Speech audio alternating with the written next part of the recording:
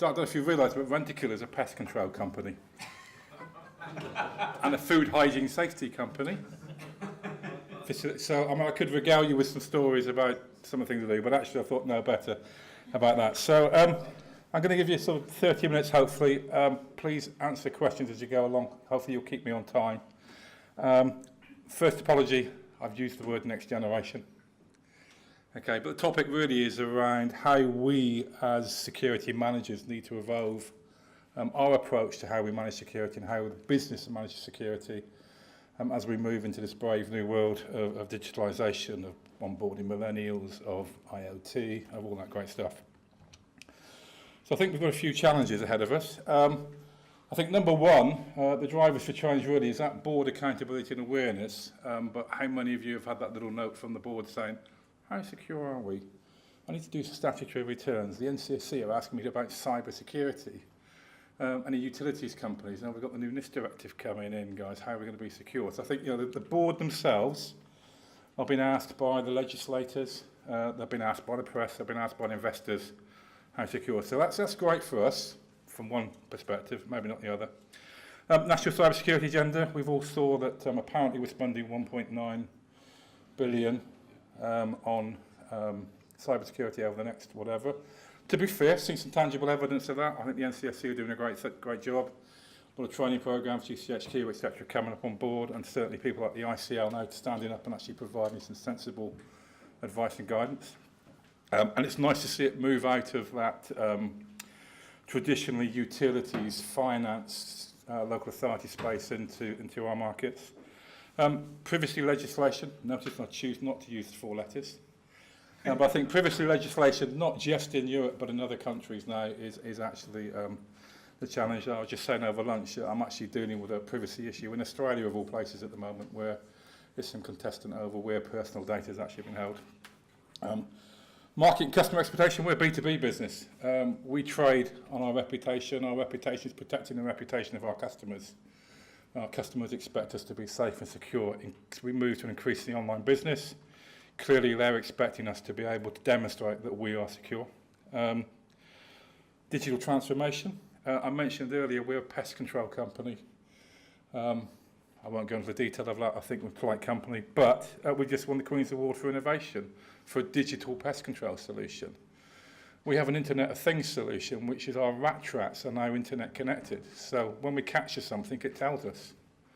We send someone out, we pick it up, we reset it. Again, when somebody's running around the building, a little four-footed rodent, we have sensors that detect their traffic and movement around, so we can actually work out what our plans are going to be.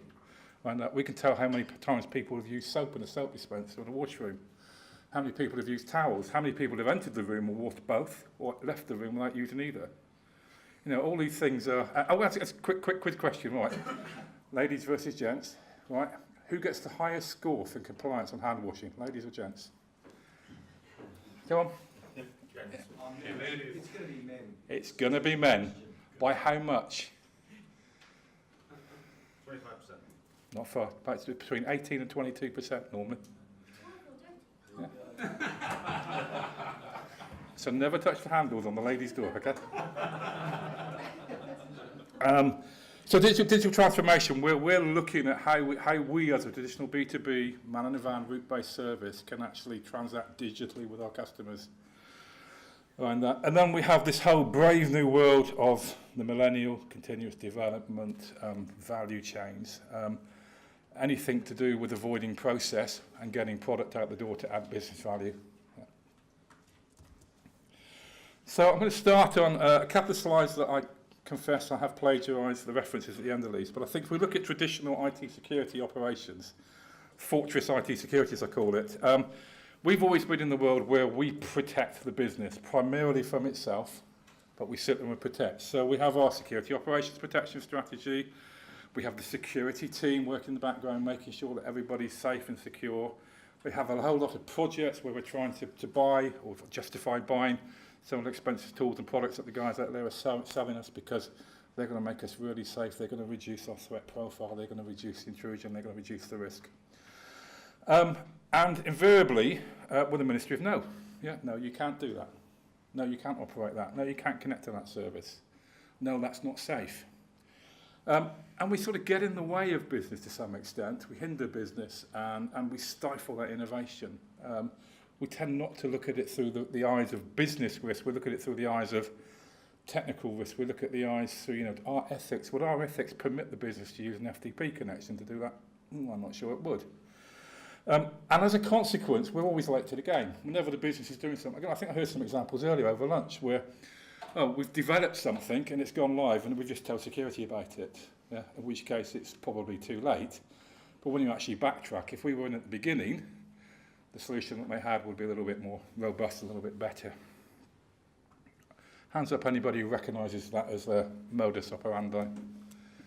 Yeah, especially in regulated industries. I think you think about finance or utilities, even retail to some extent, we're handling a lot of personal data. We see a lot of, you cannot do that because you will breach the regulations type approach. I'm playing catch up here, just trying to remember what I wrote, you see.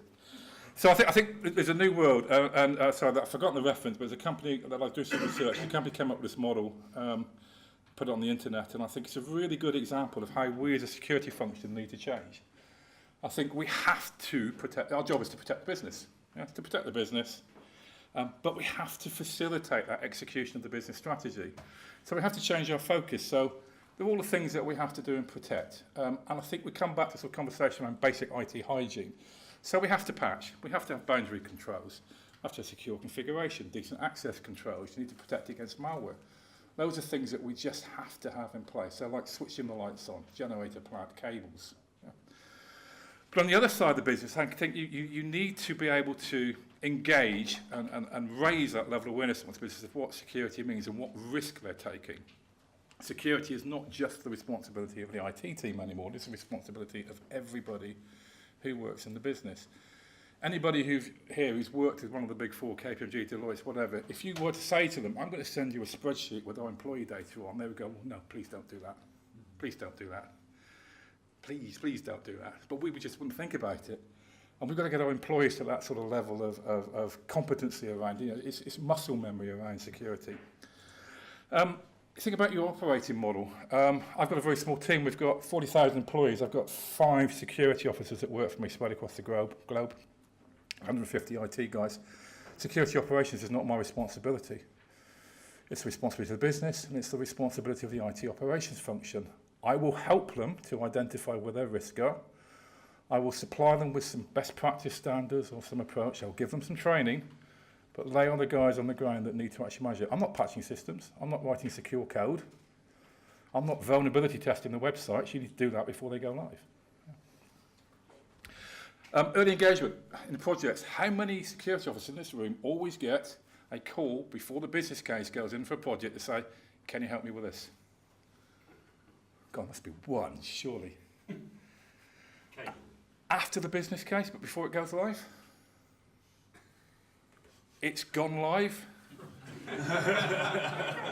It's been live for 12 months. Yeah, okay.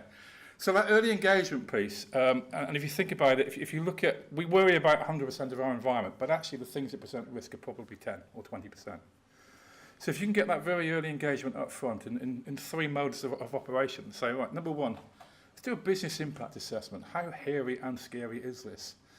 Are you processing credit cards? Is it confidential data? Are you processing PII? No. Oh, okay. Fine. Don't worry about it then. Yes, but in small quantities. Okay, well, look, here's a list of standards that you need to adhere to. Encryption, encryption at rest, two-factor authentication, cloud security protocols, how you do a vendor assessment, all that sort of stuff. Okay. Fill that in and make sure you tick all the boxes off. And I'm going to come back and check every one of these at some point in the next 12 months. If you get it wrong, you're shot. And then finally, you get a big hairy project. So new payroll project, great example. I've got one coming in next week. If it's a new payroll project, you actually say, okay, we recognise that's a really difficult thing to get the security wraps around. I'm going to assign one of our security engineers to you to help you to get that done. So instead of working on 150 projects at a time, I'm working on 10.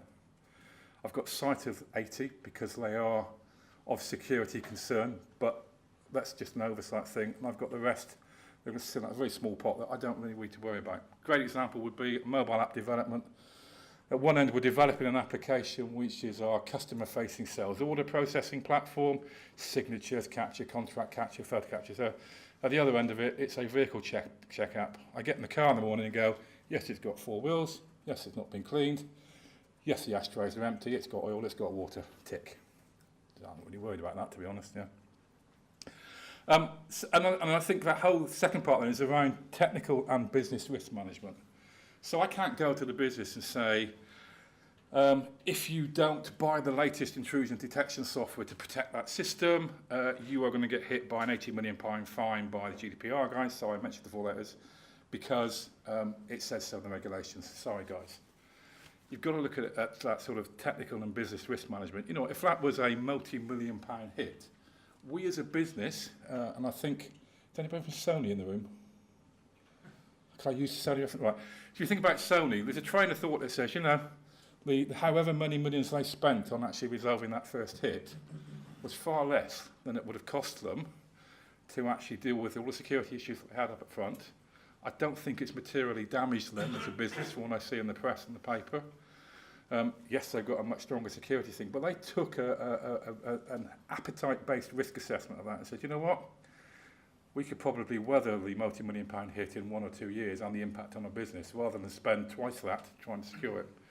So I think we have to be very careful about how we articulate business risk. And the two or three things that I tend to use are, number one for me is look at it through our customers' lenses. Yeah? So if I'm dealing with a high dependency food producer, for example, their expectation of me, because I'm underwriting their entire business, they will stop production if they fail an audit, means that I have to spend an awful lot of time and effort making sure our systems are secure.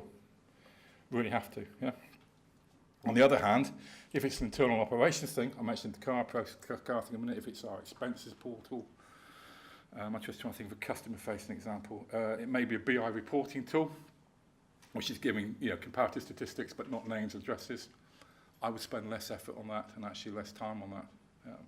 And also look at it from a point of view of countries.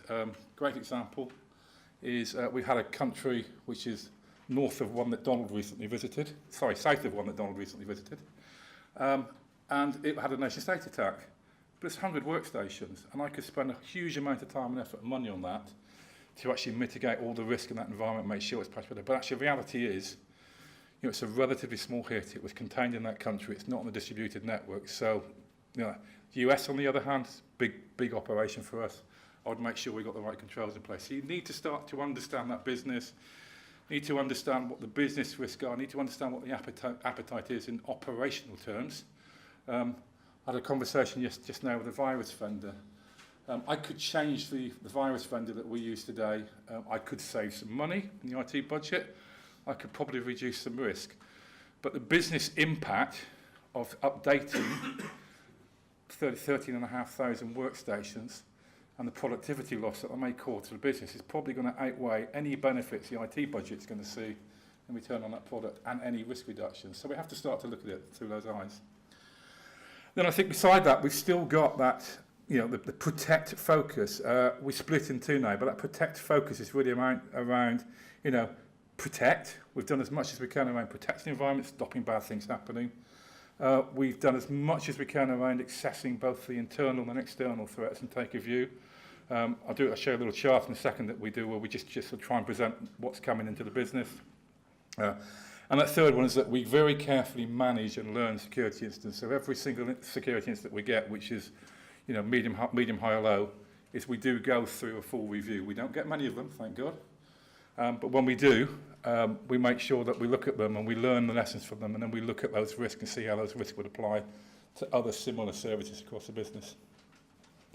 So keywords there, it's business focused, has to be business focused. We do not exist. We cannot be a cost centre. We have got to add value to the business.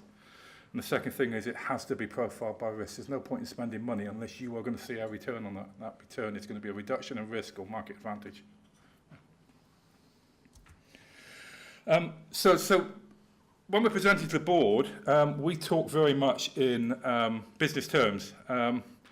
So I always start off with my favourite slide, which is it couldn't happen here, right? Because, your board obviously are sat there going, oh, no, we spent a fortune in information security, we're never going to get breached. What I've listed is all the breaches that we've had over the last quarter, typically, or depends. It's quarter for the risk committee, it's annually for the board. Sorry, when I say breaches, let me rephrase that. Incidents. Use the correct terminology. Yeah, not breaches.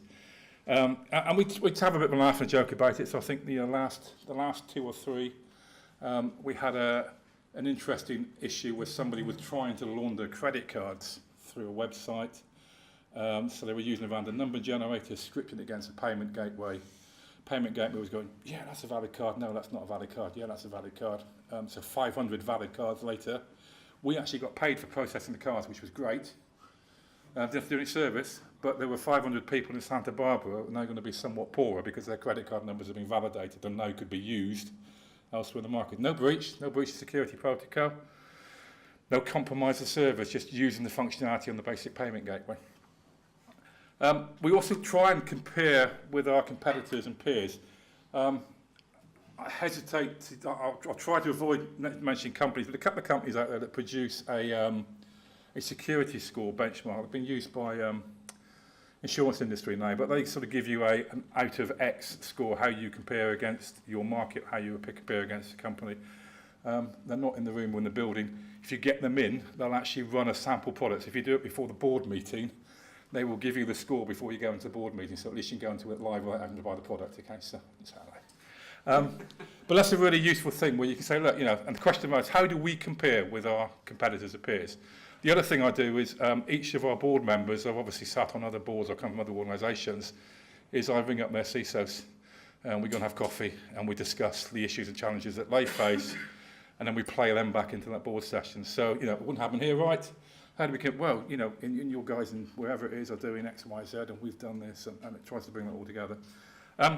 We're trying to elicit the threats that we face. I'm talking to you without showing the slides, sorry. Trying to elicit the threats we face. This is one of our standard board reports, where we every quarter we just sort of take that, what's on the rise.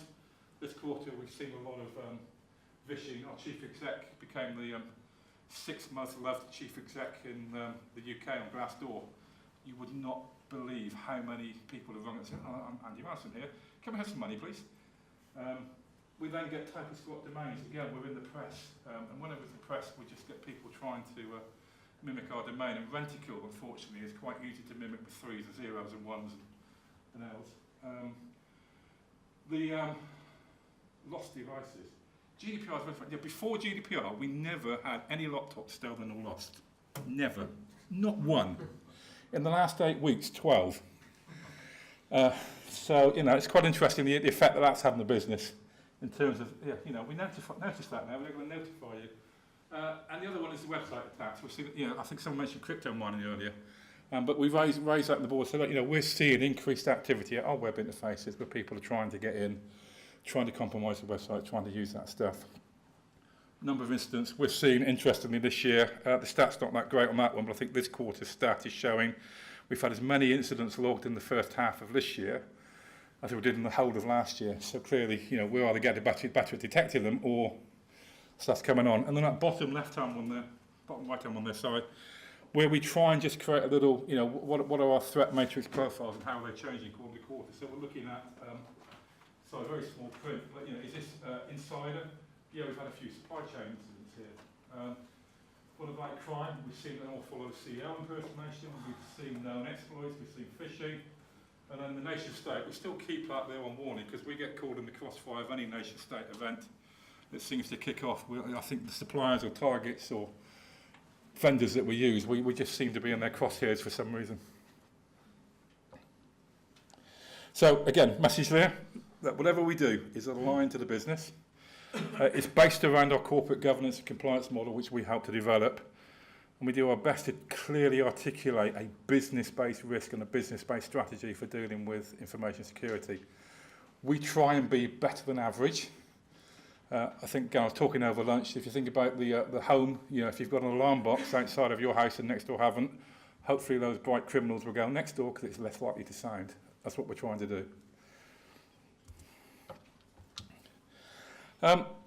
The other thing that we try and do is, we have to challenge ourselves and the business to make sure that we're meeting not only expectations for customers, but of the market, our shareholders. I was at conference, I think it was Telegraph a few weeks ago now, where actually two investors stood up and actually sort of gave that little pitch about what they're looking for from a company when they're investing in around cybersecurity, because A, it's a big risk for them now because of the big, hairy £80 million fine from that data protection legislation. But the questions they're asking is, and we're asking ourselves is, are we investing enough in security? And that's not a tick box percentage of IT revenue. It's in terms of the risk that we have, does that investment make sense? Second thing is, are we investing in the right things? Okay.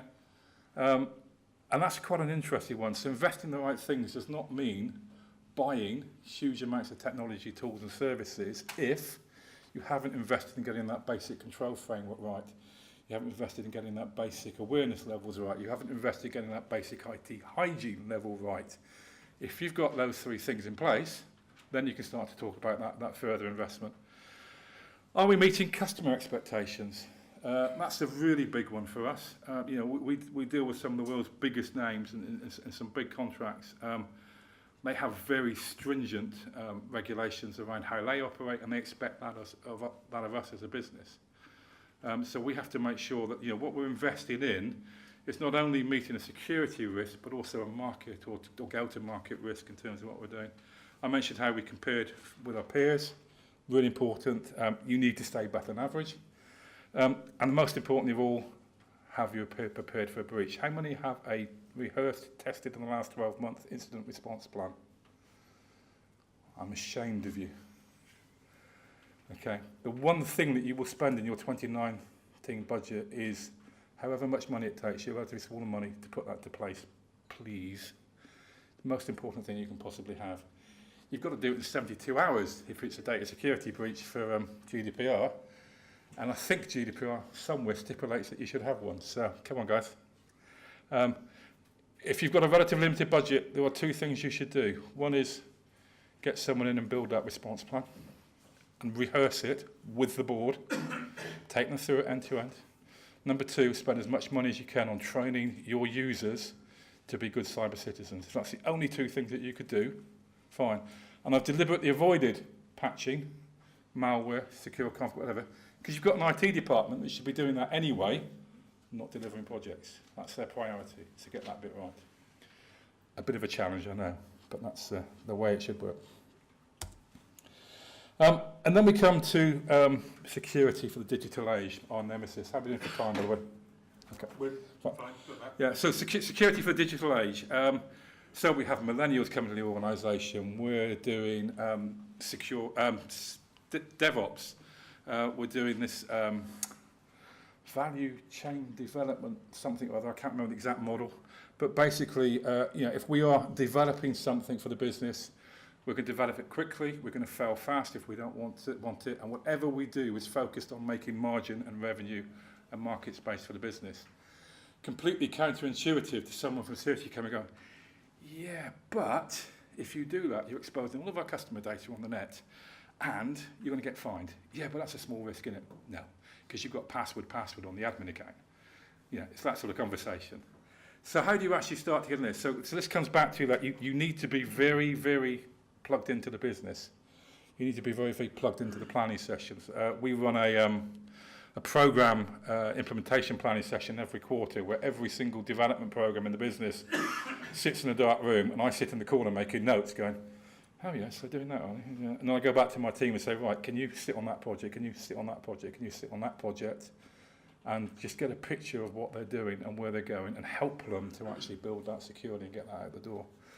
We cannot, I want to avoid that difficult conversation where you get to, I'm going live. No, you can't go live because it's broken. Well, I said I'm going live. I said, well, yeah, but that decision's beyond your pay grade because of the level of risk. I need to escalate this to the chief exec. Conversation number one is, why did you wait till now to raise that?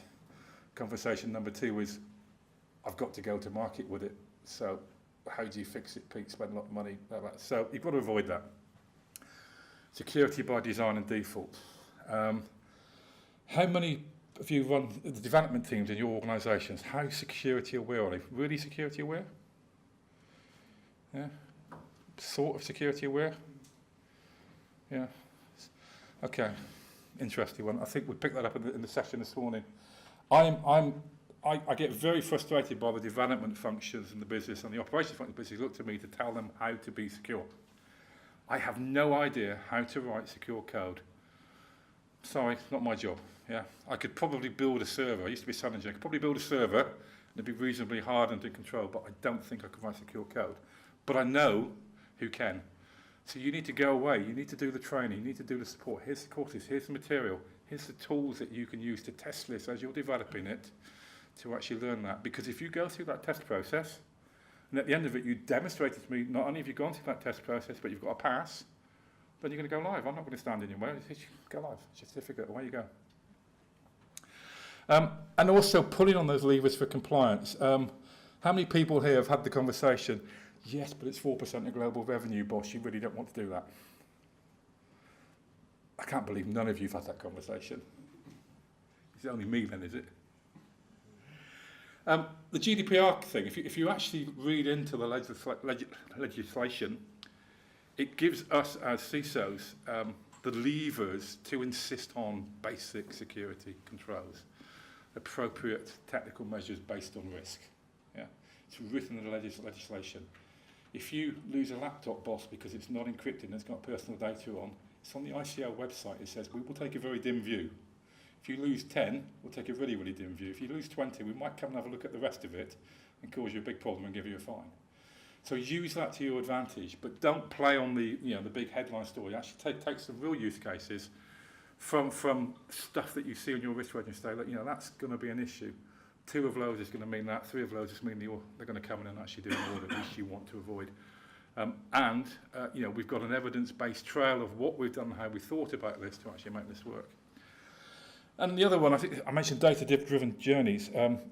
The digitalization of services is creating huge pools of business information now, which has been mined and been used to make the business faster, to be monetized. They're moving much quicker and fleet of foot. In security, we need to do the same. We need to capture that information. We need to replay that information. We need to use that information to our advantage. How many failures were there as a result of change? How many new systems went live with vulnerabilities greater than 3 on it? How many compromises have we had? How many phishing attacks have we had? How many phishing attacks have we avoided? What's the average penetration time for password failure in our network? All the stuff that we do, bread and butter stuff. Start to use these metrics because you can actually play that against the change program and actually correlate that data and then start to see where the change program is either getting better or worse at what it's doing in terms of keeping stuff secure. And finally, this is the basics of what needs to be done by every business every day. If you speak to the CEO of Maersk, he will say, we do that now. If you speak to the CEO of TNT, he'll say, we also do that now. If you speak to the CEO of FedEx, he'll say, I wish TNT had done it before we bought them. But this basic stuff of, I know it's boring, but you have to have firewalls that don't have holes in or default passwords set on them. You have to have sensible access controls. Don't use the ISO 271 rigid guidelines, but use a risk-based solution like the NCSC. There's no point in changing passwords every 30 days and making them complex if people are going to write them down. Give them some 2-factor capability. But make sure you've got an access point. Make sure you review those accesses on a regular basis. Secure configuration. Nobody in this room will have any PCs in their netbook that have local admin access and people can install any application they want on them, will they? I don't believe you. I don't believe you. I'm sorry, I don't believe you. Chief execs, I'm sure, is going to be locked down completely. Yeah? Yeah. Or the CTO. In fact, yours. What about your own personal laptop? Yeah. Alex. Yeah. Yeah. Yeah. Let's not discuss my Well, yeah, but it's a basic thing. It's a basic thing, yeah. So, I think Petya and the Petya attack, that was abusing local admin credentials to actually spread. Yeah, it's such an easy thing to actually deal with and fix. Malware. I run a company. We've got 13,500 desktops. I've got a global Kaspersky license. When the malware hit us, well, it didn't hit us. When we saw the malware attacks coming in, I did a little quick check. So, of the 13,500 desktops, how many of them are actually running on standard antivirus software? Don't know, boss. Okay, let's find out. I didn't find out. I had 10 virus vendors, which was great. I had 2 virus vendor contracts in place, which was good. Had an awful lot of free virus vendors out there, and with exception of a very small pool in each of the regions, none of them were up to date. You know, so again, it's what's the point, guys? And patching. I think nearly every one of those major issues recently have been as a consequence of an age-old hole in patching. I'm not ashamed to say that when we patched our systems, we were probably at the same level as TalkTalk in some of our services and systems. The reason we hadn't patched them was it was all too difficult. I wrote an email to the chief exec after WannaCrypt and said, "Dear boss, our friends Maersk have lost about £300 million from that as of Reckitt. I think it's going to cost you £250,000 to get these servers patched. It's going to cost you an awful lot of business pain. Can you please sign here and say, do it?"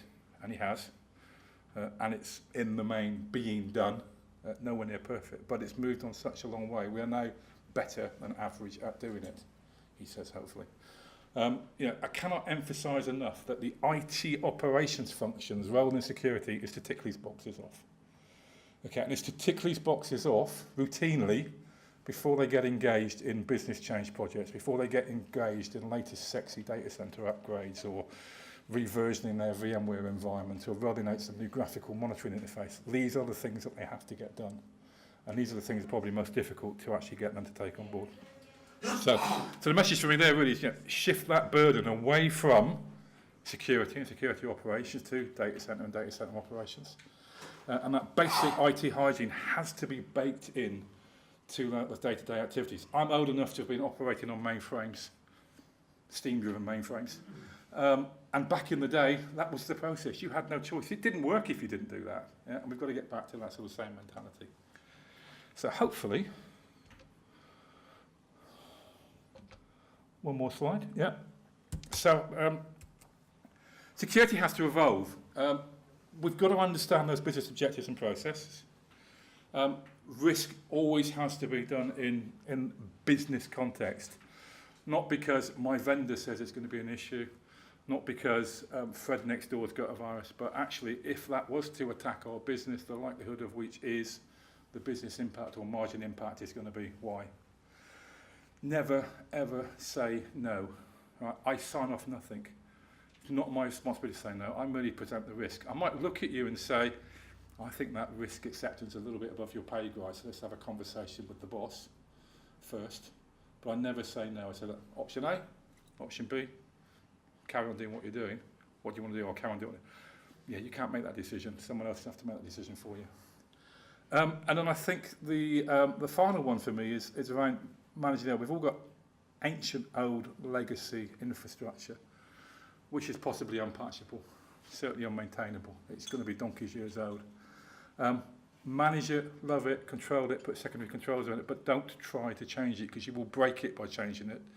But make sure when that's evolving into the new platform that you're plugged in and you're actually making sure that all of the things that you need in place to make that thing secure is actually there and running. Okay, so let's get a strap on there. Our job is to protect the business.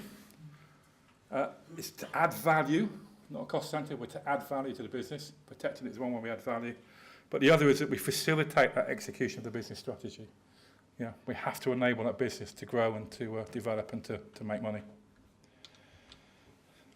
Okay, and thankfully, almost on time. Peter, thank That's you it. very much for that.